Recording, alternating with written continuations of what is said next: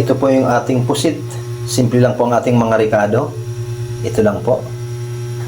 Lutuin lang po natin to ng mga 2 minuto ulit. So ayan po, after po ng 2 minutes, haluin natin ng bahagya. Okay na po ito.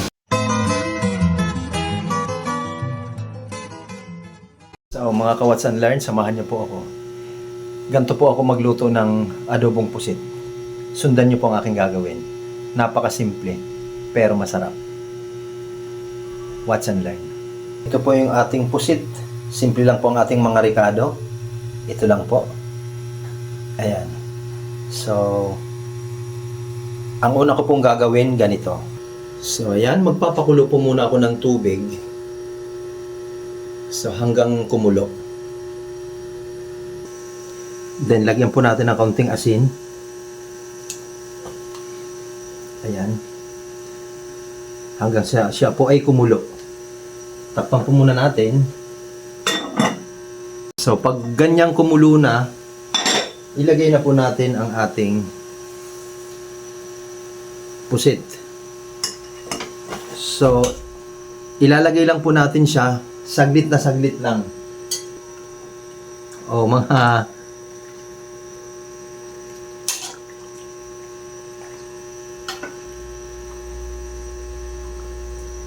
So, hayaan lang po natin siyang kumulo. Ayan. So, hayaan lang po natin siya mga 2 minutes para maluto siya. Ayan. So, wag na po natin tatakpan. Antay lang po natin siya mag 2 minutes. Ayan. So, after 2 minutes, hanguin na po natin. Kasi, kapag pinatagal natin, pwede po siyang kumunat. Maging bubble gum. Kaya, mabilis lang po natin siyang ilalagay sa mainit na tubig. So, ganun lang po. Hanguin nyo na agad. Para hindi po siya tumigas. Okay?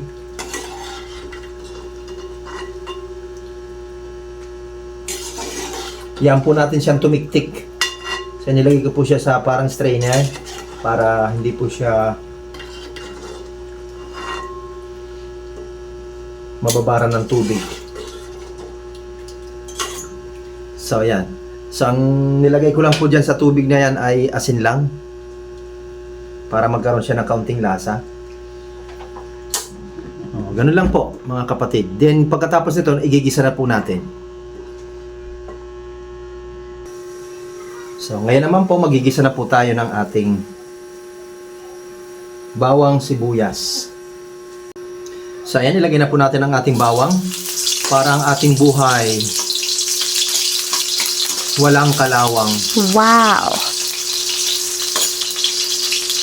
So, ilagay na po natin ang ating sibuyas para ang ating buhay maging maaliwalas. Sunod natin ilagay ang ating bawang. Ang ating bawang na pantaboy sa mga aswang.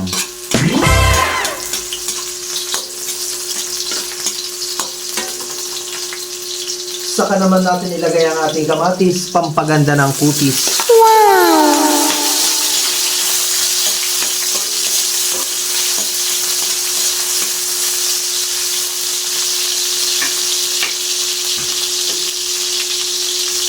Isama na natin po ang kanyang tangkay, ang sibuyas na mura, parang yung buhay hindi maging mura.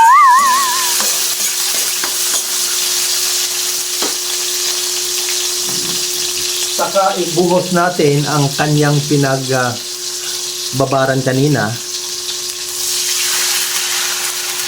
Ayan.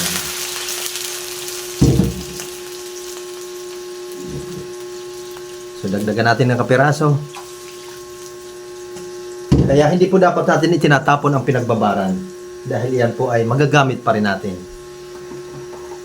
Lagyan na po natin siya ng toyo para ang buhay walang toyo.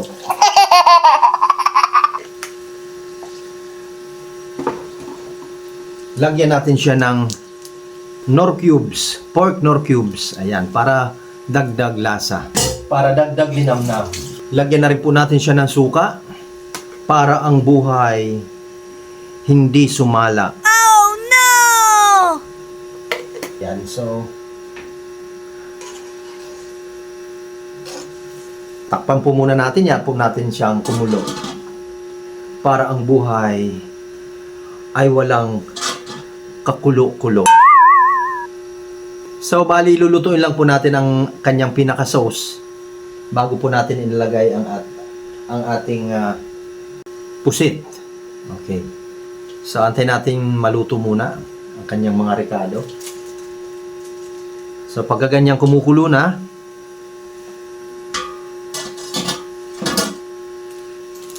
ilagay na po natin ang kanyang dahon ng laurel.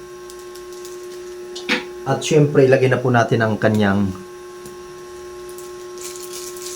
siling kinumpas.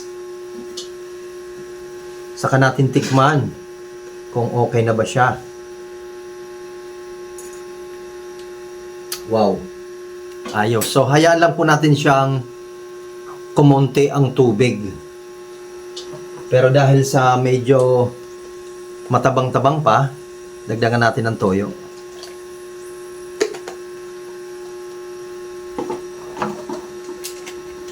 Lagyan na rin po natin ng pamintang durog. Ayan, ganyan lang po kasimple ang pagluluto nito. Ganito lang po ako magluto. Saka lagyan po natin ng kaunting pampalasa. Ayan o. Then hayaan lang po natin siyang kumulo at umunti ang kanyang tubig.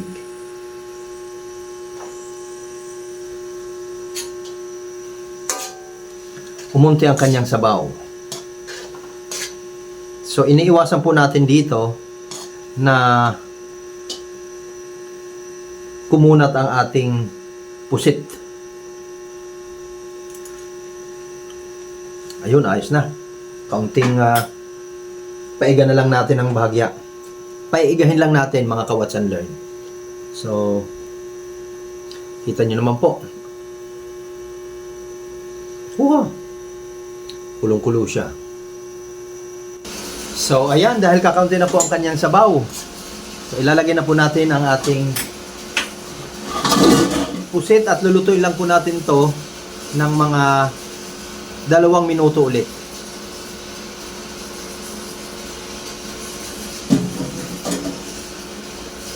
So, ang ating purpose po nito para hindi po siya kumunat. Ayan, oh. Kita nyo naman po, oh. Yan po natin siyang kumulo. Timusan natin. Wow.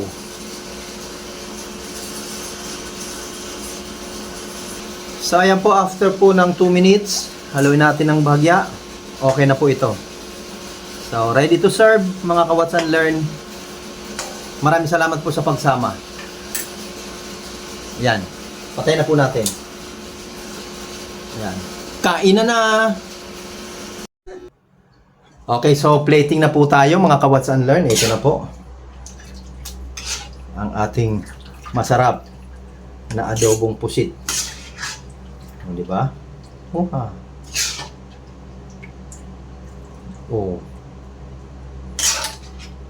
Taob na naman ang plato nito. Taob na naman ang isang platong kanin nito. Pag ganito ang ulam na ihahain ninyo sa inyong mga pamilya. Wow! A few moments later. Okay, so kain na po tayo mga ka-watch and learn. Ito na po ang ating masarap na adobong pusit. Ayan, di ba? Wow! Sira na naman ang diet nito. Ha?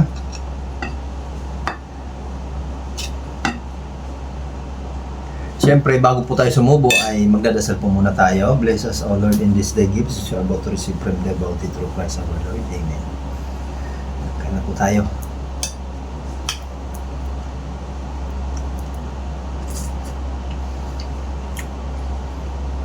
Tama-tama lang ang luto. Napakasarap.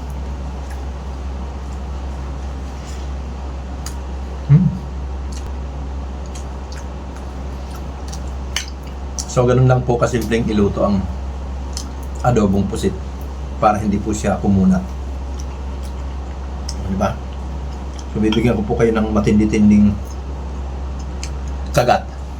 Ito na po.